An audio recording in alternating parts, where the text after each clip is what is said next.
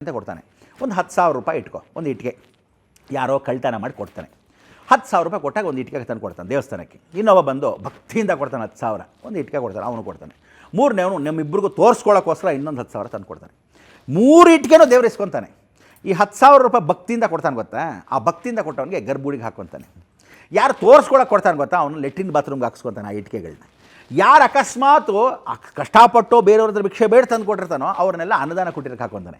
3 ದೇವಸ್ಥಾನಕ್ಕೆ ಹಾಕ್ಸ್ಕೊತಾನೆ. ಅವ್ರವ್ರ ಯೋಗ್ಯತೆ ತಕ್ಕಂತೆ ಎಲ್ಲೆಲ್ಲಿದೆಯೋ ಅಲ್ಲಲ್ಲಿ ಇಟ್ಟಿರ್ತಾನೆ. ಅವ್ನು ಭಗವಂತಕ್ಕೆ ಚೆನ್ನಾಗಿ ಗೊತ್ತಿಲ್ವಾ ಯಾವತ್ತೇನು ಮಾಡಬೇಕು ಅಂತ. ಸೊ ಈ ಫಿಕ್ಸೆಡ್ ಡಿಪಾಸಿಟ್ ಅನ್ನೋ ಬೋನಸ್ಸು ಕೆಲವು ಸಮಯದಲ್ಲಿ ರಿಟೈರ್ಮೆಂಟು 58 ಇಯರ್ಸ್ ಆಗುತ್ತೆ, 60 ಇಯರ್ಸ್ ಆಗುತ್ತೆ. ಹಂಗೆ ಈ ಬೋನಸ್ ಕೆಲವರಿಗೆ ಕೊಡಬೇಕಾದ್ರೆ ಜಾಸ್ತಿನೂ ಕೊಡುತ್ತೆ, ಡಬಲ್ ಕೊಡುತ್ತೆ. ಕೆಲವರಿಗೆ ಒಂದೇ ಸಲ ಇಲ್ಲ, ಈ ಸಲ ನಾವು ಸೆಂಟಿನರಿ ಮಾಡ್ತಾಯಿದ್ದೀವಿ 100 ಇಯರ್ಸ್ ಫಂಕ್ಷನು, ಅದಕ್ಕೋಸ್ಕರ ನಮ್ಮ ಬ್ಯಾಂಕಿಂದ ನಿಮಗೆ 3 ಪಟ್ಟು ಜಾಸ್ತಿ, 2 ಪಟ್ಟು ಇರೋದು 3 ಪಟ್ಟು ಕೊಡ್ತೀವಿ ಅಂತ.